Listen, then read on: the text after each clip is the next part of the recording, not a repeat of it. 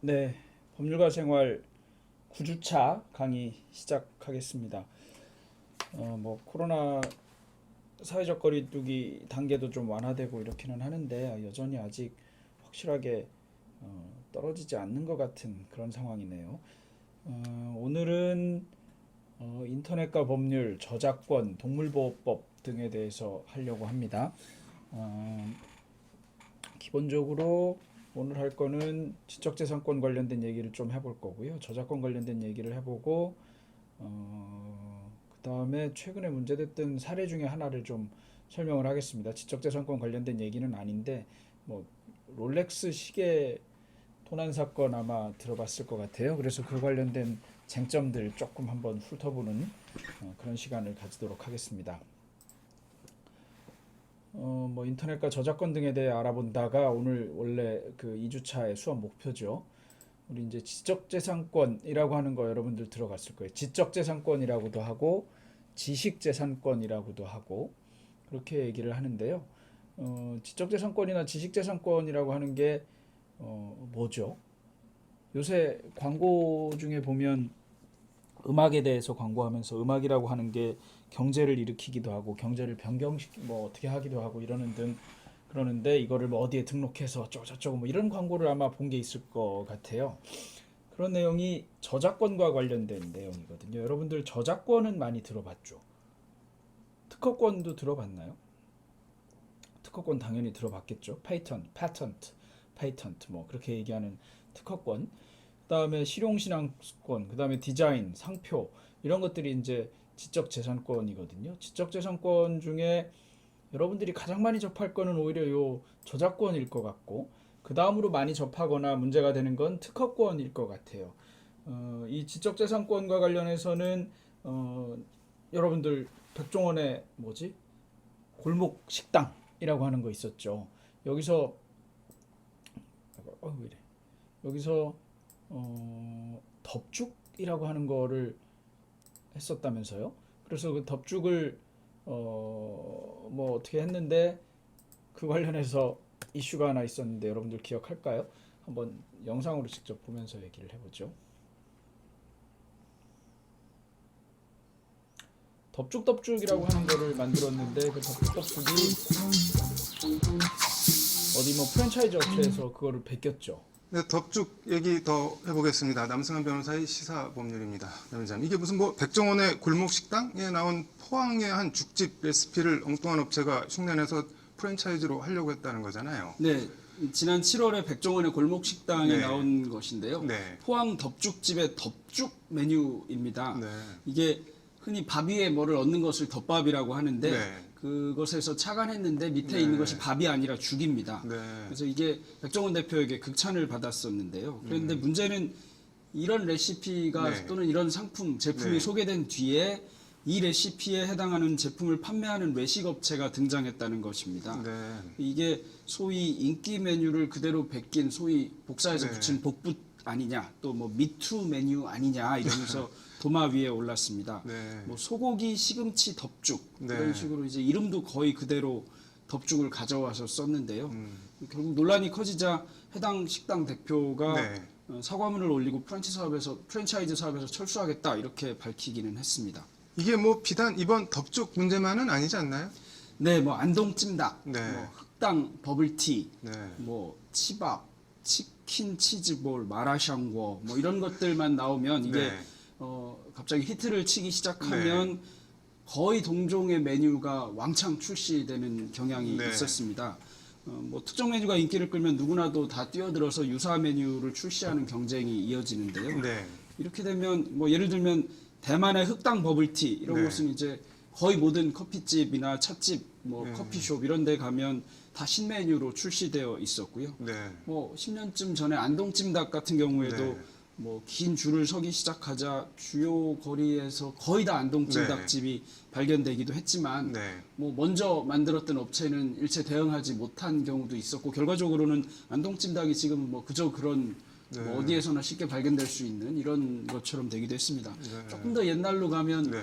뭐 사탕업체 중에 누룽지 맛 사탕, 아, 예. 또 뭐 식혜 네. 음료 이런 것들도 있는데요. 네. 이런 것들도 그게 인기를 끄니까 대형 사탕 제조업체들이 들어오거나 음료 제조업체들이 들어왔거든요. 네. 그 뒤로 결국은 뭐 처음에 만들었던 업체는 거의 이름만 남아 있거나 이런 네. 상태가 되고 누룽지 맛 사탕이나 식혜 자체는 음료수 시장에서 또는 사탕 시장에서 큰 역할을 못 하고 있어서 결과적으로는 뭐 너도 죽고 나도 죽는 경향이 되는 것 같고 네. 뭐 최초 개발자에게는 상도위도 지키지 않고 무너뜨려 버리는 문제가 생기는 것 아닌가 싶습니다. 근데 이게 이렇게 남이 어떻게 보면 개발한 건데 음식 레시피를 이렇게 그냥 마음대로 따라 해도 법적으로 괜찮은 건가요? 네, 음식 레시피를 네. 그대로 따라하는 것은 네. 사실은 뭐 그대로 따라했는지 여부도 잘 모르겠지만 그 네. 아이디어를 따라하는 것에 해당하거든요. 네. 근데 아이디어 자체는 보호받을 방법이 없습니다. 네. 이제 아이디어를 보호하는 것이 그걸 이제 어떤 형태로 만들면 특허권이 되거나 네. 아니면 실용신안이 되거나 이런 방식으로 보호를 하는데 네. 어떤 아이디어, 사상 그 자체로는 보호받지 못한다는 것이라서 네. 보호하기가 쉽지는 않습니다. 그럼 이거 뭐 내가 뭔가를 어쨌든 새롭게 만들어냈는데 뭐 특허나 뭐 지적재산 이런 거 인정을 못 받는 건가요? 그러면 전혀? 음식 레시피는 특허의 대상이 되기는 합니다. 네. 근데 이제 특허는 뭐냐 하면 자연 법칙을 이용해서 기술적 사상을 만들어내는데 이게 좀 고도한 것이라고 표현하거든요. 네. 그 음식의 레시피도 자연 법칙을 이용한 것이라서 네. 이게 좀 고도한 것이라면 특허가 되기는 하는데요. 네. 그래서 흔히는 뭐 좀 차별성, 특별성이 있어야 된다 이런 식으로 얘기합니다. 법률 네. 용어는 아니지만요. 네. 그렇게 얘기를 하는데 네.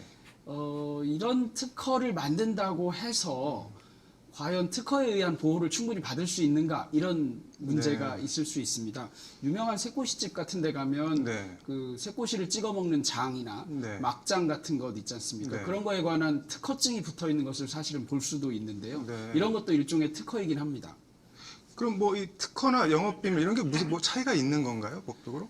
네, 흔히 특허를 얘기할 때 음식물 네. 제조법 등에 관한 특허를 얘기할 때 아주 단골 메뉴로 등장하는 것이 코카콜라 제조법에 관한 얘기입니다. 네. 코카콜라 제조법은 특허가 등록되어 있지 않거든요. 네. 어떻게 하느냐 하면 소위 영업비밀로 자기들끼리 몰래 간직하고 있는 비법입니다. 그게 이제 유사하게 만드는 것이 뭐 펩시콜라가 나온다든가 이렇게 할 수 있지만 코카콜라 맛에 본연의 맛은 내지 못한다 이런 것인데 이게 바로 영업비밀인데요. 네. 예를 들면 뭐 굉장히 오래된 노포 같은 곳에서 아주 네. 특별한 음식을 만든다. 이럴 경우에 그걸 특허를 낼 수 있지만 특허를 내면 그 특허로 보호받는 기간이 지난 다음에는 누구나 만들 수 있게 됩니다. 네. 그러니까 이런 경우에 비밀을 지킬 자신만 있으면 영업비밀로 간직하는 것이고요. 그러니까 곰탕 잘 끓이는 집에서 밤에 네. 문 잠궈놓고 몰래 곰탕 끓인다든가 이런 것들이 이제 영업비밀로 보호하고 우리는 특허에 의한 보호를 받지는 않겠다 이렇게 하는 것입니다. 특허로 보호를 받을 것인지 아니면 영업비밀로 보호를 받을 것인지는 당사자가 선택할 문제인 것입니다. 이게 뭐 특허를 받는다고 꼭 좋은 것만은 아니네요. 그러면은. 네, 그럴 수 있습니다. 보호 기간이 지나면 누구나도 다 사용할 수 있게 되는 것이니까요. 이게 근데 그 상표권 이거는 지금 뭐 덥죽 그 포항 덥죽집이랑 그 문제가 된 프랜차이즈는 뭐 덥죽 이렇게 두 개가 다 출원이 돼 있는 모양인데 뭐 이런 경우는 어떻게 되는 건가요? 상표의 경우에는 네. 선원주의라고 하는 것이 적용됩니다. 네. 먼저 출원한 상표가 있고 그 출원한 상표와 상표의 요지가 동일하면 네. 후에 출원한 상표는 등록이 거절됩니다. 네. 그런데 문제는 덥죽이라고 하는 것이 네. 보통 명사에 해당해서 네.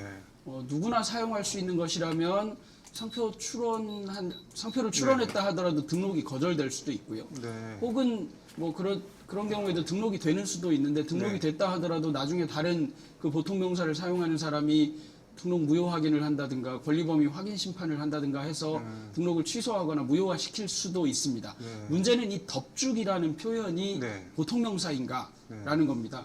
우리가 통닭이라는 상표를 출원한다면 네. 통닭은 누구라도 보통 명사라고 생각할 수 있습니다. 네. 그 앞에 통닭에 뭐 다른 것이 완전히 붙어서 구별해 줄 수 있지 않는 한 네. 통닭만의 상표 출원은 안 되는데요. 그걸 통닭이라고 해서도 안 되는 것과 마찬가지입니다. 덥죽은 저는 처음 봤거든요. 그러다 네. 보니까 상표 출원했다면 등록이 됐을 가능성이 있고요. 네. 등록이 됐다면 후에 출원한 덥죽은 덥죽과 사실은 거의 비슷한 상표이기 때문에 유사 상표로 거절되지 않았을까 생각됩니다. 이게 그러면은 뭐 다른 덥죽을 만드는 사람이 덥죽을 왜 니네만 쓰냐 이렇게 뭐 이의를 제기할 수도 있는 거네요. 네, 그게 바로 이제 상표 등록에 무효 심판을 한다든가 네. 아니면 권리범위 확인 심판을 하는 겁니다. 그게 왜 죽에 다 미친다고 할 수 있냐? 니네가 만든 소위 뭐 소고기 심치 덥죽에만 미치게 하자라든가 네. 이런 식으로 하는 것. 이게 이제 권리범위 확인 심판인데요. 그거를 소극적으로 하는 겁니다. 여기는 제외하자 이런 식으로. 네. 그런 범위 확인 심판이나 뭐 등록 무효 확인 같은 것을 통해서 등록이 무효가 되거나 범위가 제한될 수도 있을 것입니다. 그런데 덥죽 자체만으로 봐서는 네. 어떻게 보면 저는 처음 듣는 용어라서 이게 보통 명사처럼 인정될 것 같지는 않은데 뭐 어떻게 될지는 잘 모르겠습니다. 이게 뭐 인정이 됐다가 뭐 취소가 된 뭐 그런 사례 같은 것도 있나요? 뭐 불닭 같은 것들은 흔히 대표적으로 얘기하는 것인데요. 불닭 이러면 뭐 굉장히 매운 라면을 얘기할 때도 불닭볶음면이라든가 네. 이런 표현을 쓰고 하는데 네. 불닭이라는 것 자체가 굉장히 매운 닭이라는 의미를 네. 가지는 것 아니냐. 그래서 네. 상당히 보통명사적인 느낌이 있지 않느냐 해서 일단 등록이 됐다가 취소된 사례가 있는 것으로 알고 있습니다. 이게 뭐 개인적으로 이번 덥죽 논란 어떻게 보시나요? 네, 음식물 관련된 레시피는 네. 사실 잘 모르는 분야일 네. 겁니다. 근데 네. 사실은 잘 돌이켜 보시면 어디 유명하다는 음식점에 가보면 의외로 특허증이 많이 붙어 있는 것을 볼 수 있는데요. 저는 그때마다 네. 과연 저 특허는 얼마나 창작성이나 고도성이 인정돼서 특허 등록을 해줬을까. 네. 이렇게 들으면 무슨 일이 있었는지 알겠죠. 이 관련해서 문제가 됐던 거는 특허권입니다. 특허권은 아까 얘기대로 여기 있죠. 기술적 사상, 자연 법칙을 이용해서 뭔가를 만드는데요. 이게 상당히 수준이 높아야 됩니다. 그래야 특허권으로 인정을 해줍니다. 여러분들 반도체 제조법 같은 거는 대표적인 특허겠죠. 뭐 거기에는 반도체 제조법 이런 특허가 들어가는 게 아니라 뭐 산화 질소를 이용하여 뭐 표면을 부식시키는 방법에 관한 특허라든가 이런 식으로 이제 특허권이 만들어지거든요. 여러분들 같은 경우에도 예를 들어 내가 자율주행 자동차를 만드는데 자율주행 자동차가 달리려면 도로에 차선을 어떻게 식별을 해야 될 거 아니에요. 그럼 차선에다가 차선에 색깔을 칠하는 페인트에다가 이런 걸 도료라고 그러죠. 여기다가 자성이 있는 자석을 집어넣어요. 예를 들면 그런 거를 만든다든가 이러면 이제 이런 거는 물질 특허에 해당하죠. 특허가 되는 거죠. 이게 이제 특허에 관한 얘기고요. 조금 더 얘기를 하자면 아까와 같이 음식물에 관한 특허는 레시피 특허, 이거는 등록은 할 수 있어요. 특허 등록이. 그래서 여러분들 진짜 음식점에 가보면 예를 들어 돼지갈비 소스에 관한 특허 이런 거를 특허 등록증 이렇게 딱 걸어놓는 데도 있고요. 어디 맛있다고 하는 새꼬시집에 가면 초장의 제조법에 관한 특허 이런 것도 걸려 있기도 해요. 그러면 특허가 그렇게 돼 있다는 얘기는 몇 대 몇 대 몇으로 뭘 어떻게 섞어서 몇 분간 어떻게 휘젓고 뭐 이런 얘기를 특허 등록증을 만들면서 했다는 얘기거든요. 그럼 여러분들도 찾아서 그거 할 수 있다는 얘기예요.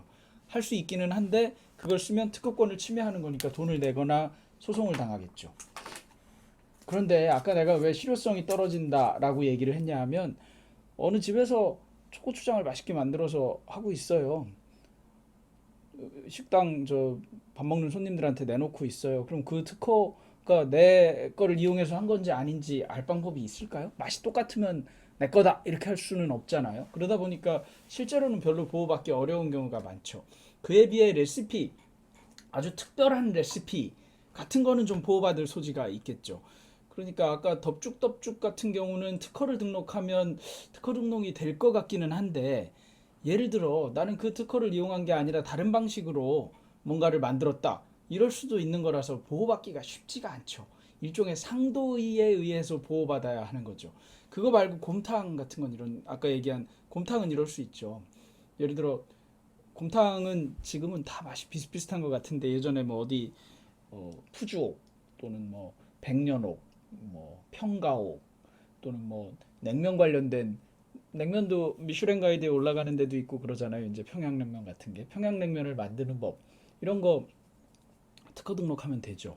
소고기 안심을 몇 분을 삶아서 만든 국물을 30% 넣고 동치미 국물을 20% 넣은 다음에 그럼 50% 나머지를 뭐 어떻게 넣고 이런 냉면 육수 제조에 관한 법을 특허로 등록할 수 있겠는데 그렇게 하면 특허 등록 보호 기간이 끝난 뒤에는 누구나 다 쓸 수 있게 되는 거죠. 그러니까 코카콜라 같은 데는 코카콜라 만드는 비법을 숨겼죠, 몰래.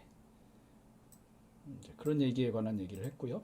인터넷과 저작권, 자 이것도 여기를 좀 들어가 보죠. 인터넷과 저작권인데 왜 저작권만 조금 강조해서 얘기한 이유는 이런 것들이 있어서 그렇습니다. 여기를 들어가면 저작권 관련된 내용을 생각보다 상세하게 정리를 해놨거든요. 어디지? 잠깐만요. Easy login for live easy. 여기에 저작권.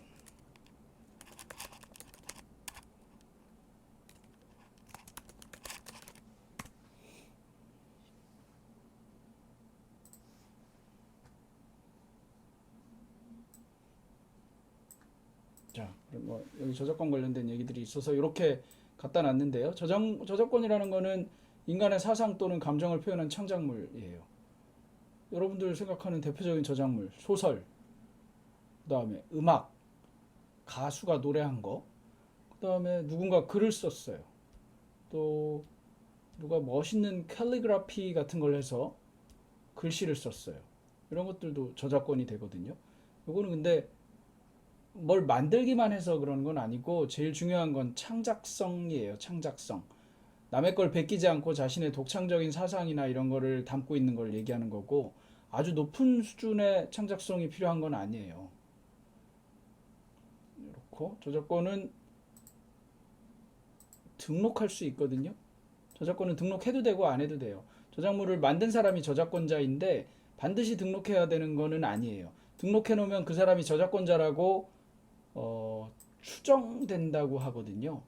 그 사람이 저작권자겠거니 이렇게 보는데 저작권 등록했다고 무조건 그 사람이 저작권자가 아닌 경우도 많이 있어요. 예를 들면 옛날에 대표적으로 문제가 됐던 지금은 은퇴한 정치인인 전여옥 씨 같은 경우에는 그 일본 관련된 저서로 유명해졌잖아요. 근데 그 저서가 누구의 작품을 표절한 것이냐 아니냐를 두고 논란이 굉장히 길었죠.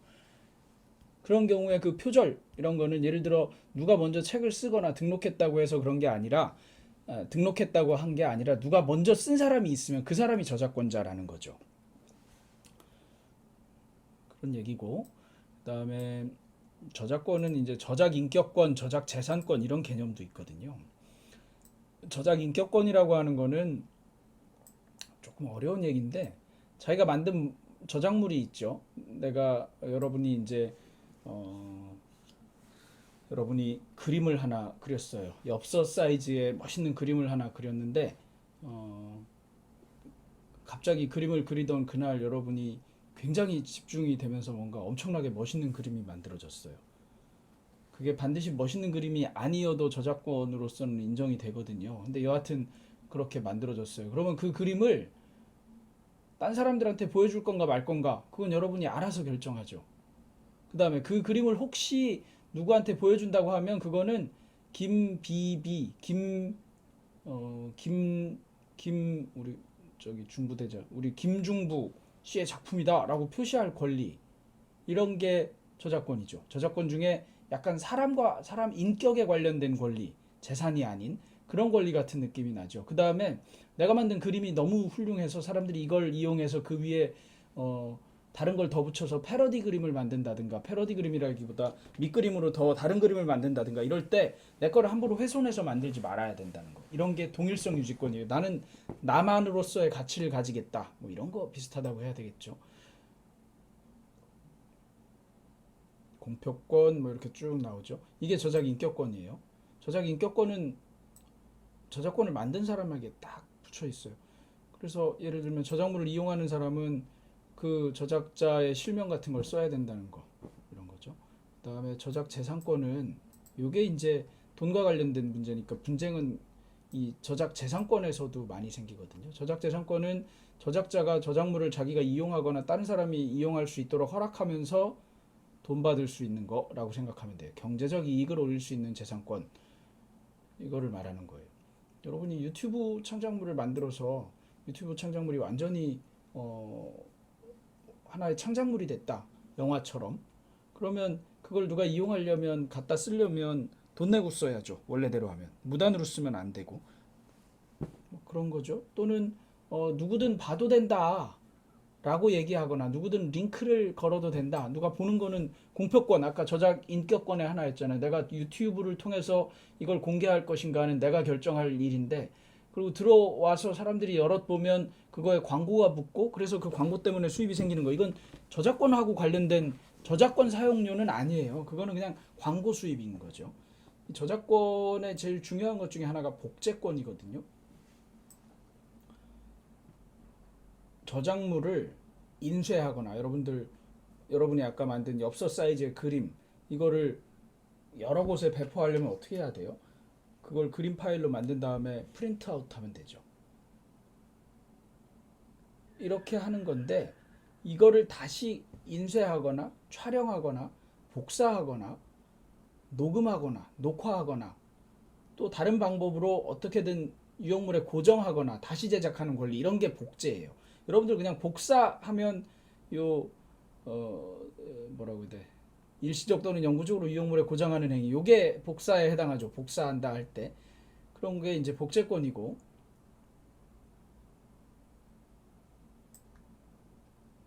그다음에 공연권 있어요. 저작물 또는 실현 음반 방송을 여기 보면 재생하거나 낭독하거나 상연은 상영과 상연을 같이 얘기하는 거죠. 하는 방법으로 여러 사람에게 공중에게 공개하는 걸 공연이라 하는데, 그죠? 저작자가 공연할 권리를 가지죠. 쿠엔틴 타란티노 감독이 Once Upon a Time in Hollywood라는 영화를 만들었어요. 쿠엔틴 타란티노 감독은 그 영화의 저작권자죠. 그 영화의 저작권은 여러 가지가 붙어 있기는 한데 그 저작권자죠. 그랬는데 그거를 아무리 훌륭한 영화라 하더라도 저작권자가 이거를 공연하거나 이렇게 할 수 있는 거지 딴 사람이 할 수는 없죠. 그래서 어떻게 하죠? 쿠엔틴 타란티노로부터 저작권을 양도받아서 회사가 프로듀싱 하는 회사나 뭐 배포하는 회사가 양도받거나 또는 저작권을 행사할 권리를 일부만 받아서 영화관에 올리죠. 그렇게 하고 나서 남은 수입을 배분하는 거 이런 방식으로 저작권의 수입이 생기는 거죠. 공중송신권, 방송하는 권리랑 비슷하다고 보면 돼요. 퀸틴 타란티노 감독이 만든 옛날 영화 같은 건 이제 더 이상 영화관에서는 잘 안 나오지만 방송으로 가끔 나오죠. 그런 것들. 아까 여기 복제 예를 들어 여러분 옛날 영화를 DVD로 다시 만든다. 그거는 복제에 해당하는 거죠. 이런 것들 그 다음에 배포하고 대여하고 그 다음에 그걸 가지고 다시 2차 저작물을 만들고 이런 것들이 저작 재산권에 해당하는 겁니다. 저작권은 원래대로 하면 그냥 이용 허락을 받아서 이용할 수 있어요. 별거 아닌 저작권이라면 공짜로 써주기만 해도 어디야 이렇게 생각할 수 있는데 그게 아니라 비싼 저작권이라면 돈을 많이 받고 다시 사용할 수 있게 해주겠죠. 저작권자의 허락을 받고 할 수 있다. 뭐 이런 얘기가 여기 써 있어요. 저작물 이용 허락의 형태 뭐 이런 게 있고 가끔 저절로 허락한 걸로 보는 경우가 있거든요. 그거를 좀 한번 찾아볼게요.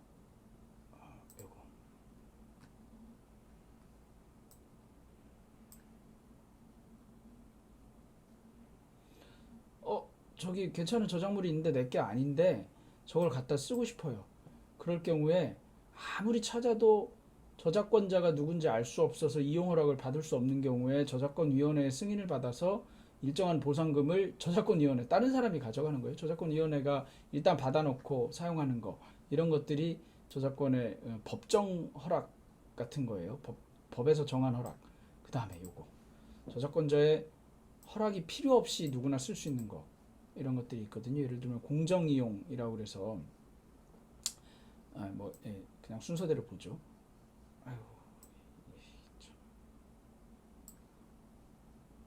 저작재산권을 기증한다든가 이런 것들 있죠. 애국가와 관련돼서 문제가 좀 됐었죠. 원래는 애국가는 작곡가의 저작물이기 때문에 저작권자인 작곡가의 허락이 필요하죠. 그다음에 그래서 돌아가신 뒤에 안익태 선생이 돌아가셨잖아요. 유족들이 저작권을 상속하여 관리하고 있는데 나중에 이 유족들이 2005년인가에 이 저작권을 다 기증했어요. 그래서 원래대로 하면 저작권은 보호기간이 정해져 있는데 보호기간이 끝나지 않았지만 이제 자유롭게 이용할 수 있거든요. 비영리 목적인 한에서. 그 다음에 저작권 보호기간이 만료되면 또 아무나 쓸 수 있어요. 여러분들 나는 아이폰을 써서 그런데 아이폰에 들어가면 아이북스라는 거 있어요. 아이북스에 가면 영문 소설 같은 거 중에 옛날에 쓴 소설들 되게 고전이라고 하는 것들 공짜로 내려받을 수 있거든요. 왜 공짜로 내려받냐면 이미 저작권이 다 만료됐기 때문에 그래요. 그게 아니고 최신 소설이나 아니면 저작권자가 죽고 그렇게 오래 안 된 소설들은 아직 저작권이 남아 있어서 돈을 내고 다운받게 돼 있죠. 단독 저작물은 저작자가 사망한 다음 해로부터 70년. 예, 아까 안익태 선생 사망으로부터 70년이 안 지났으니까 원래대로 하면 아직 저작권이 있는 건데 기증했기 때문에 그냥 영리 목적이 아닌 목적으로는 사용할 수 있다 이런 거예요. 그다음에 여기 보면 저작물을 예를 들어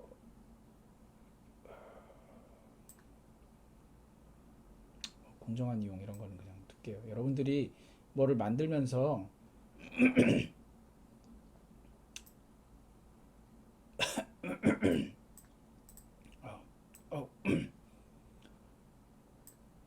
통상적인 이용 방법과 충돌하지 않고 저작자의 정당한 이익도 해치지 않는 경우에는 허락 없이도 저작물을 사용하는 거 이런 거를 얘기하는데요. 그게 허락 없이 사용할 만한 거냐 여부를 이렇게 복잡한 기준을 가지고 판단합니다. 그래서 사실은 공정 이용이 이용되는 경우가 잘 없어요.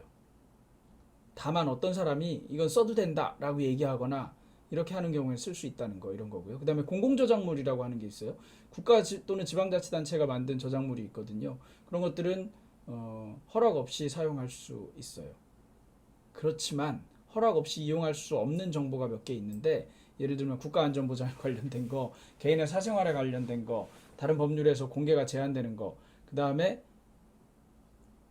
국유재산법에 따른 국유재산으로 아예 딱 관리되는 공공저작물이 있어요. 그런 저작물의 경우에는 공짜로 쓸 수 없다는 거예요. 뭐 유형 뭐 이런 것들이 있는데 이런 거는 그냥 넘어가도 될 것 같고요. 공공저작물과 관련해서는 공공누리 저작물이라고 하는 곳에 가면 뭐 이런저런 거를 좀 받아볼 수 있다고 하는데 실제로 혹시 여러분들이 무슨 컨텐츠를 만든다거나 이럴 때 항상 문제가 될 것들이 저작권이거든요. 그래서 뭐 공공누리 저작물을 이용한다든가 뭐 이런 방식으로 저작권을 이용하는 방법도 있기는 합니다. 지금 여기까지 했죠. 저작권 침해에 대한 구제를 이제 해야 되는데요. 저작권 침해에 대한 구제하고 여기 보면 저작재산권에 여기까지는 했거든요. 그러니까 우리 조금 쉬었다가 저작재산권의 침해 문제하고 어떻게 보호하는지 문제를 얘기하고 김광석 관련된 문제는 조금 간단하게 넘어가고 롤렉스 시계하고 동물보호법 얘기하고 이렇게 해서 다음 강의를 마치도록 하겠습니다. 일단 1교시 강의는 여기서